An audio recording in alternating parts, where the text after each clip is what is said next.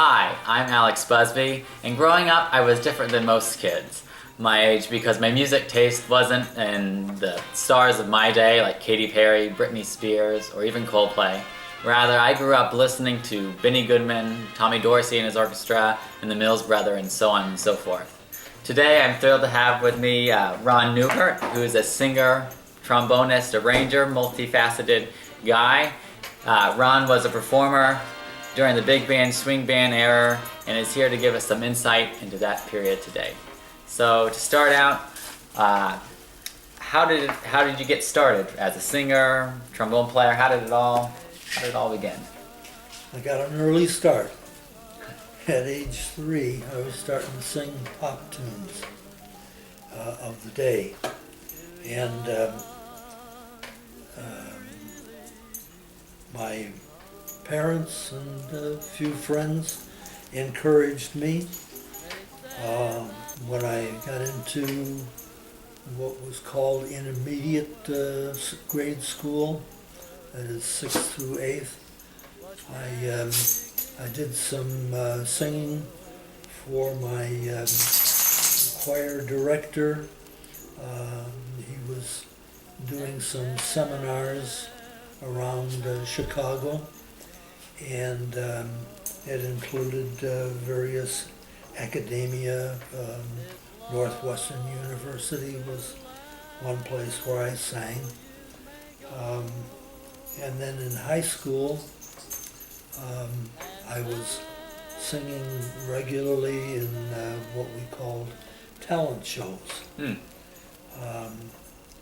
Did about half a dozen of those a year, and did some singing as well at the dances for the school and for other schools in the immediate area. And high school also, I had my first taste of doing some professional work, sneaking out a few times to work with the big guys. Yeah. And of course, when I was going to college, I did a lot of playing. I needed the money then. Right. Yeah. So, with regard to my instrument, I started on trumpet, and because of a case of rheumatic fever, which kind of messed up some of my finger joints, I had to give up the idea of the trumpet. And at age 14, I think, I started playing trombone, and I continued on with that for many years. Arranging was just a matter of observing what others more experienced were doing and trying some of it myself. When I became so busy professionally performing, the arranging just kind of went on the wayside. So your start as a performer in big bands came at the time when big bands and swing bands started a real slow decline in popularity during the late 60s. I mean, it was after you started in the late 60s and beyond. What was it like playing in those bands, and how did the big bands cope with the changes in music taste of the time? Well, when I started playing professionally, that was 48, 49, bands were still doing quite well. And even in the early 50s, things were going quite smoothly for bands and for myself. The late 50s, I guess, is where I noticed somewhat of a turn. I had been working with Ray Anthony's band on the West Coast. I loved it. I was working with many people who I, as a student in high school, greatly admired in the jazz field. There was a lead trumpet player by the name of Conrad Gazzo, just a magnificent lead trumpet player. Donnie Fagerquist, who had been with Les Brown's band. Connie Condoli, another trumpet player who had been with Stan Kenton, and I don't know, many fine bands, including a group called Super Sax. And there was a drummer on the band, I remember, Mel Lewis. Excellent drummer, and he got me some work. Oh yeah. On the West Coast. He was a good one to know. At any rate, at that time, the West Coast became quite a problem economically. The missile called Sputnik was fired up and circled the world. It was a Russian missile, and the defense industry, which California was a big part of at that time anyway, just kind of went into paralysis. All right. The government just shut a lot of things off and decided that they had to do something differently, and everything went on hold, and people going out for entertainment were far and few. Yeah. And so the work wasn't there. And so then I came back to Chicago, and at that time worked with a band of excellent musicians in Chicago, just the best. And as part of our endeavor, we worked as several different bands for different band leaders. The reason being that the pinch in the music business, the big bands, was being felt, and those leaders could no longer afford to carry 15, 16, 18 musicians around the country and find enough work to support it all. Right. So what they did was take advantage of various organizations, musicians groups in different cities. And we, being out of Chicago, played 400 or 500 miles out of the town of Chicago. Went to St. Louis and Minneapolis and parts of Ohio. And we worked one night as the Tex Beneke Band, which was the Glenn Miller Band. Right. Another night we'd work as the Skitch Henderson Orchestra, and another night the Buddy Morrow Band.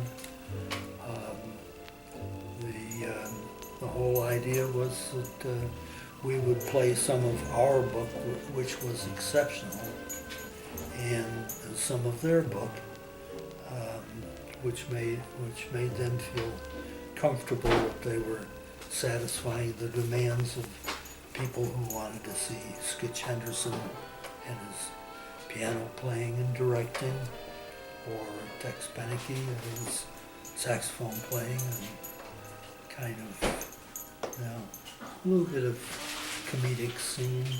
Right. Big bands now, I find, is really through the love of the big band music by musicians. Doesn't pay. Mm-hmm. There's not enough money involved in it. It's strictly for the joy of playing that music, and also of getting together with a lot of fellow musicians who are of high caliber. What would you say, if you could narrow it down, would be your most memorable performance with a swing band or big band, and why was it? Why was it so memorable? Well, there are several, of course, but I have to say that when I went to the West Coast and found myself working on Ray Anthony's band, I was working with people like Conrad Gazzo and Donnie Fagerquist, Connie Condoli, Mel Lewis, Bob Cooper.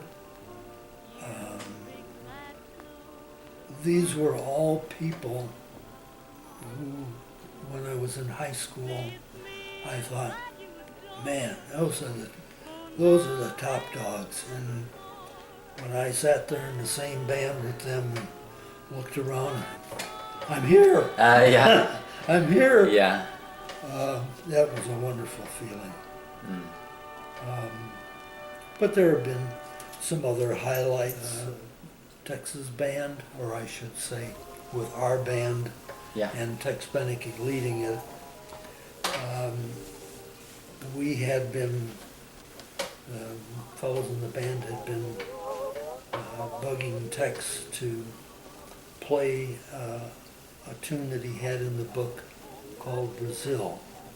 And he said every time, no, it's too difficult to chart.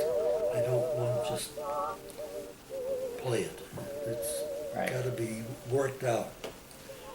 Well, we were working at a place called the $1 Million Ballroom in Milwaukee, and we had an excellent turnout, and there were a lot of people standing in front of the bandstand who just weren't dancing. They were looking at the band and enjoying the music. And we came up to an intermission, and the crowd called for more and really gave Tex a reason for considering Brazil. We played the arrangement flawlessly, and Tex walked off the stage after acknowledging the applause of the audience in tears. He said, even my best players of a few years ago, I wouldn't have been able to do this. Just sight reading, and you guys cut it. Right. Yeah. So that was another high moment, I thought. Oh, for sure. Yeah. So I know this is another hard one to narrow down, but what is one of your favorite stories you have as a performer, whether it's travel, whether it's, I don't know, just... Stories. Well, you know, the favorite stories think it kind of summed up in the camaraderie of the band members, all there for the purpose of doing their very best and for encouraging the next soloist or Right. whatever. So, how has the big band / swing band music changed from then to now? I know you had mentioned that later on musicians were the ones who, it was playing for musicians. It was like when you play now, the big band music, it's more for the musician rather than the audience. And how's it? There isn't the demand for the big bands that there once was. There are a few who remember what that was like, and as I mentioned to my son, who was a rock drummer, because you could only play 3 or 4 notes on a guitar, Right. that fullness of the big band is what I really enjoyed, in particular with vocal backgrounds. Right. It was great to have a big band playing your background. Yeah. In Chicago, there used to be, at least a dozen ballrooms around the city that did very well with good-sized audiences, working nightly or 5 or 6 nights a week. Now, I'm laughing because I was going to mention there's one ballroom, but I have to take that back because I read about it burning down about a year ago. Oh no. It was a very elegant place too. So do you think that that the reason that a lot of the bands started to dissolve was it that people weren't as interested in the music, or do you think that musicians just weren't being paid and couldn't make a living off of doing it? Well, I think that there are probably enough musicians around who would try that again, but the work is not there. Mm-hmm. So they have to do other things, and I'm one of those as well. Mm. I worked in the accounting field for many, many years, and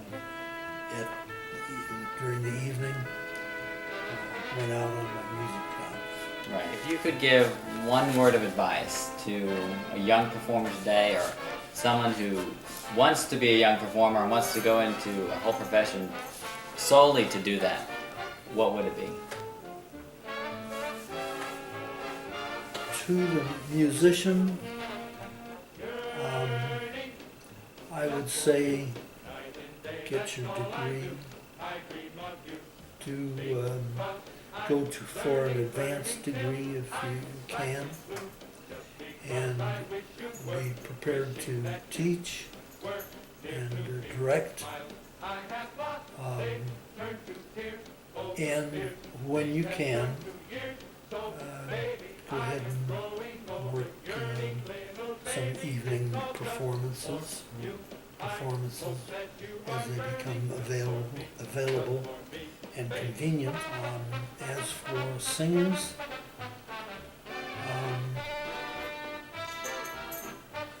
you can listen to the various TV shows. You'll hear an awful lot a tremendous lot of the same thing. My advice to those people would be perfect what you do, but more than that, find something different, something to set you aside from the others, so that when you sing, somebody says, I know that party. Right. I know who that is. I can identify it by the way they sing a little differently from others, even if it's a little. Yeah. Or do something different. Yeah. I don't know. Thanks so much for watching, and we hope that by watching you got a little better insight into some of the era of the swing bands and big bands. And just remember to keep a song in your heart and your hips swinging. Keep swinging. Keep swinging.